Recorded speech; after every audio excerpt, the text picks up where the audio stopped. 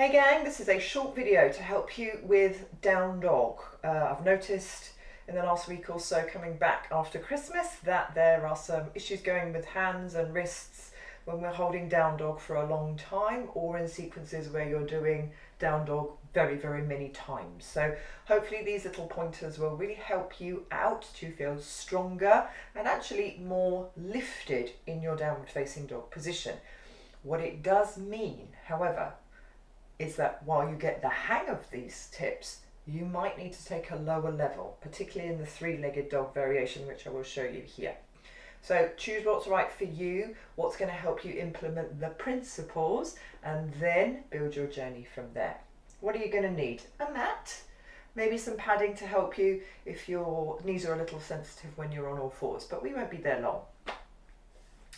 So I think the main thing to remember with downward facing dog is that it starts with your hands, okay? So the hands need to be shoulder width, and wherever possible, these middle fingers are the ones that need to point directly forward in our downward facing dog position. Oftentimes we'll see people just rotate their hands inwards or slightly outwards, thinking that they'll get a better grip on the mat. Where possible, have the middle fingers directly forward when they're on the ground and at shoulder width. The other really important thing from there is how we set our shoulders and our shoulder blades. So if our hands are our feet in down dog, we need to push into our hands, and we need to activate some of the pushing muscles around the sides of the ribs and know how that affects the position of the shoulder blades. So what that will in effect do, when we've got the hands in front of us and we are pushing, it spreads the shoulder blades a little wider around the sides of the ribs, and it may well also lift them up. Now we can lift the shoulder blades up and keep the top line of the shoulder slightly further away from the ear. We don't need to go automatically into a great big hunch of the shoulder. So it's that little conversation of, can I press my hands, wrap my shoulder blade around my ribs, and then use that as my push so that I am able to stand safely on my hands, okay? What that might look like when you set up a down dog, if we start from all fours, and it may well be that actually you would normally go from a lunge position, but either way is fine. We press the hands into the floor, we spread the shoulder blades. So what that will do is potentially create a tiny sense of curl through the upper back. It's very subtle, it might not even be visible, but if you watch as well here in the ribs, it may well then just start to pick our front ribs slightly up to our back ribs and help us feel the switch on in the abs and the core. Now that's important because that mechanism is part of what holds us up in down dog. And then we'll aim to maintain those principles as we take the breath in, tuck toes, and then breathe out, push the hips up and back. Head is relaxed in down dog, so we'll often see people looking because they're concerned that they're missing something. So encourage them to relax through the head and the neck. And actually, folks, that spread of the shoulder blades, if you look here, will help, as I say, tap us back up into the core through the whole middle line of the body, and may help us lift our hips higher. It may then ease the hips lower. So it's a line of energy that goes up to the tail and then down to the heels.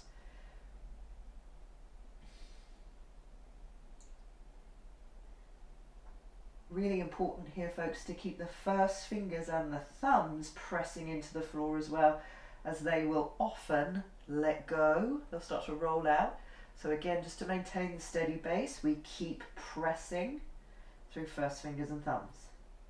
Now when we add the leg lift, we are adding on to all of those principles.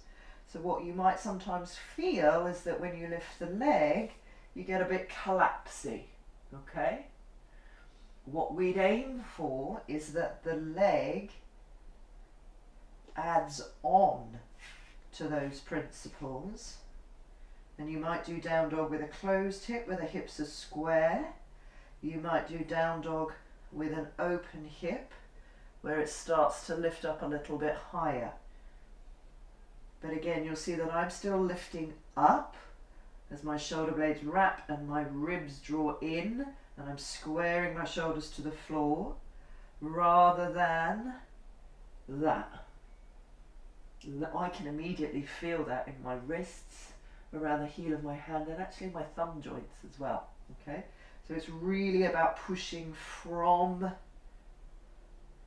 the ground up, and then when we add, if there is one in there, a knee bend, it's an active knee bend. So we're actually squeezing this muscle at the back of the thigh here to create the knee bend rather than just flopping over. So if I show you here, if I lift up, if I stay active through the whole body, then add an active knee bend where I have squeezed the heel down towards my left buttock, my knee feels like it's still going up, and I feel like I'm getting a stretch across the front of my lifted hip. Contrast that with me flopping and everything just collapses. Okay, so it doesn't matter if your heel doesn't touch your bum, right? You choose what you're going to do. Let me release that. And what I'd like to do is actually show you the view from the front so you see my shoulder blades. So take a look at this. Just to recap those principles, middle fingers point forward, tuck toes, lift up. So I'm pressing down through first fingers and thumbs.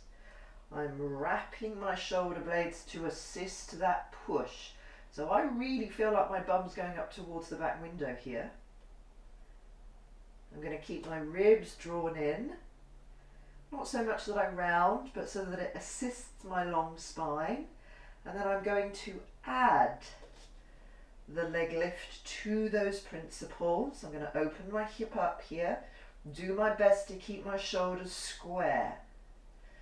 So if you're not at the point where your leg can come this high without a twist happening through your shoulders, you just find a height for the leg where your shoulders can stay square.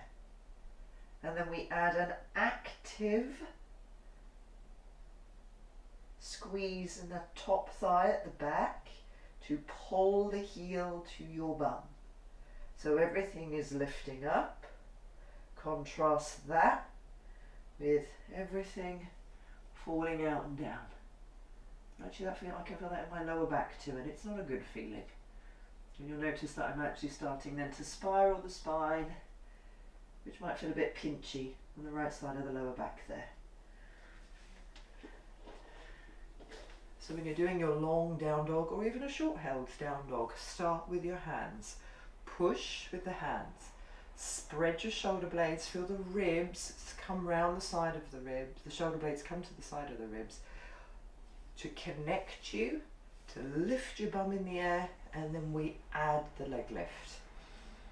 I hope that's been helpful. I hope it makes it a little bit more bearable. I know at the moment in Body Balance there is the longest hold in the world in the down dog, so hopefully that is going to be a little bit more comfortable for you over time. You know, you don't have to get everything straight away. Allow your strength to build. Just be patient and be really consistent.